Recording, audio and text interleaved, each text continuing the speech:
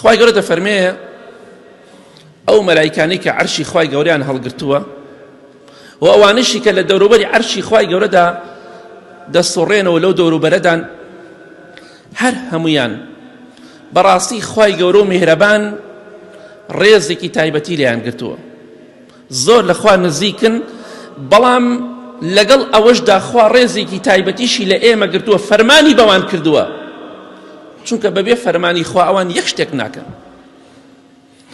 خوای گەورە دەفەرمێ ئەوان لەگەڵ ئەوەدا دەڵێن خوای لەو کەسانە خۆش بە کە ئیمانیان هێنا و تۆبەیان کردو و ڕێگەی تۆیان کردووە، دەڵێن خوای پەروەردگار وەقیهم عەذاب الجەحیم، دەڵێن خوایان ئەو کەسانەی کە ڕێگای تۆیان گرتووە تۆبەیان کردو ئیماندارن، خوایان لە ئاگری دۆزەخ بیان پارێز.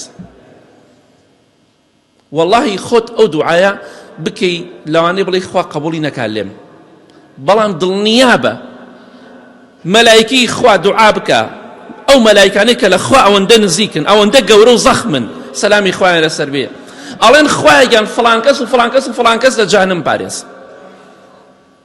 لە عەزابی جەهەنەم و سزای جەهەنەم بیپارێزە، بۆیە کاتێک کە تۆبەت کردو و ڕێگای خوات گرتووە، دڵنیا بە تۆ لای خوا زۆر بەڕێزی، زۆر گەورەی. ئێمە چین؟ ئێمەی تاوانبار. خوایەک بە گەورەی و دەسەڵات و عەزەمەتی خۆی کە هیچ پێویستیکی بە ئێمە نییە، سەمەدە، فەرمان دەکات بە کۆمەڵە مەلایکەیە کە لە خوا زۆر زۆر لە ئێمە نزیکترن، ئێمە هەر لە چاواندا بوونمان نییە. دەی خوای گەورە پێیان دەفەرمێت دوعای خێر بۆ ئیمانداران بکەن. ئینسانی ئیماندار لای خوا زۆر بەڕێزە، زۆر گەورەیە. دەی مەلایکەکان دوعای خێریان بۆ بکەن، بڵێن خوا لە جەهەنەم بیان پارێزێ، بێگومان هەر کەسێک ئەو مەلایکانە دوعای خێریان بۆ بکەن، هەر دوعایەک واللهی ڕەتکردنەوەی نییە. دوعای پێغەمبەران سەلامی خوایان لەسەر بێ ڕەتکردنەوەی نییە، دوعای پیاوچاکان ڕەتکردنەوەی نییە، چ جای مەلایکەیە کە لە ژیانیدا تەمەنیدا گوناه و تاوانێکی نەکردو، کەواتە دڵخۆش بە کاتێک کە ڕێگای خوات گرتووە، کە تۆبەت کردووە، ئەوان بەردەوام دەڵێن خوایە لە جەهەنەم بیپارێزە، خوایە مەیخە ئاگرەوە، خوایە سزای مەدە، بێگومان دوعای ئەوان ڕەتکردنەوەی نییە.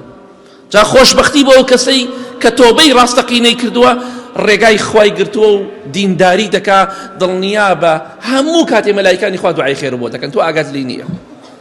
جا ئەگەر ئێمە بەر دوعای ئەوان بکەوین، ئینشاءالله قەت ناخۆشی و ناڕەحەتی لە دنیا و قیامەت نامێنین.